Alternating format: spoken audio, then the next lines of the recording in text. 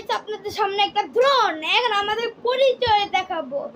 এনার নাম হলো অভিজিৎ আর আমার নাম হলো রুদ্র রায়। আমাদের নাম রিভিল করা হলো আজকে।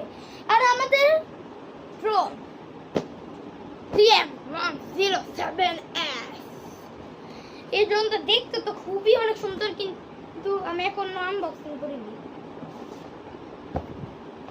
দেখেন DM107S, DM107S ড্রোনটাকে আমরা খুলি। ওয়াও, দেখেন আপনি, দেখেন কি সুন্দর কোয়ালিটির ড্রোন।